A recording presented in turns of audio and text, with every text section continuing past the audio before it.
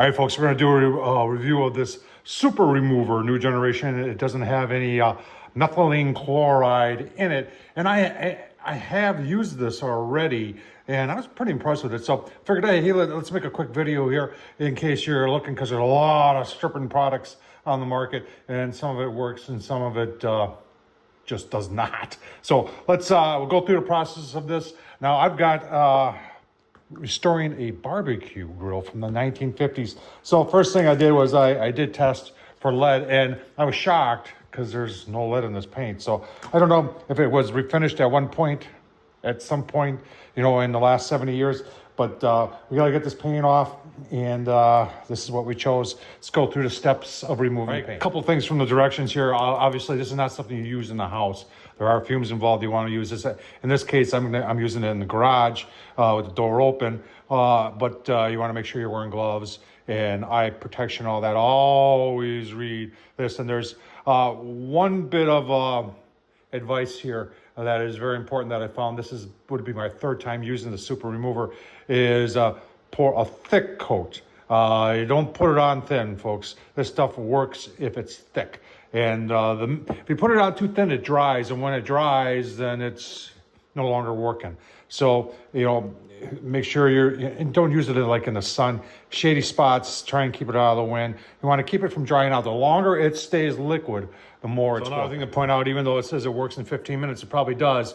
But I have had best luck, as long as I put it on thick and it stays wet, for 30 minutes.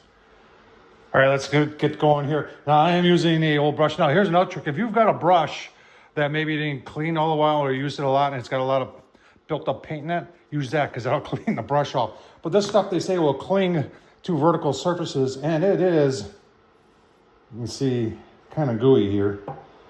And I am just going to lather it on like that. And then we'll take our brush and move it around. It says try and keep the strokes going the same way. Like I said, try and keep it thick as possible. All right, you get the idea. We're going to cover the whole thing. We're not going to do the underside. That'll be a separate, and then we're going to get that piece done. Give you a look-see.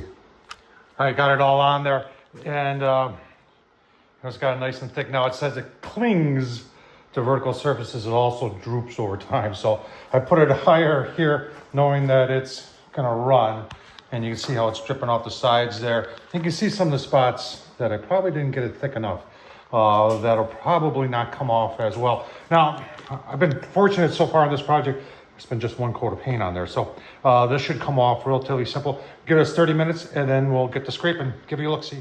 All right, coming up on 30 minutes. You can just see how much of it is kind of dripping off there. So, you know, they say it clings, but it does drip off. See, it's drying a little bit over there. I think we're ready to I've got a plastic little scraper here. What I like about these is that when they get dull or something like that, I just take them on the belt sander and sharpen them up, and they last a long time. Get my gloves on, and let's do some scraping. All right, let's see what we got here. Let's see, it is, well, yeah, that's definitely taking it down. All right. You see, I got some rust there. We're going to keep on scraping. Let's see what this one looks like. Right at the top here. This one, well, maybe a little bit longer with that one. We'll see. There's definitely some gray stuff in there. It might be a primer. Let me do some scraping, give you a look-see. All right, so using an abrasive pad too. And I'm really convinced that there's another coat underneath there of some sort of primer. I'm doing this one-handed. But see where it clinged. Didn't get it all off. But I think I'm going to have to apply another coat and see if I can't get that primer off. I got to do that one yet. Give it a look-see. But the stuff, I mean, it's the real deal. It does work. I've used a lot of different stuff over the years. And this stuff is, you know, a lot of people talk about orange peel. I've used orange peel too. But it seems like this definitely works better. Keep on going. Give you one more look-see. All right, final thoughts. There it is.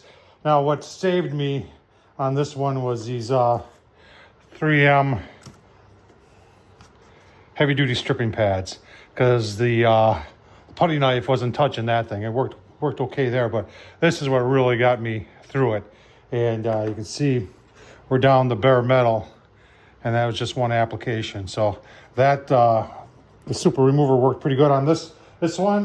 When I used the heavy duty 3M stripper on there, it did take off what appears to be another coat of paint, although that shiny stuff is also bare metal. There's some rust. It's hard to tell because there's rust and there's bare metal in there, but it did work. Now I got to do the other side yet, but at least you know that this works, and it does save time. And to do these two pieces, I probably got, with the time that I put it on to the time that it sat, half an hour.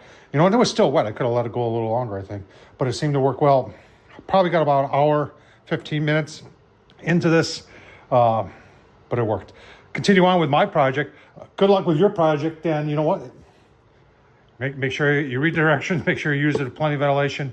Thanks for watching, folks. Don't forget to subscribe. Tom Horsman YouTube. Take care, folks.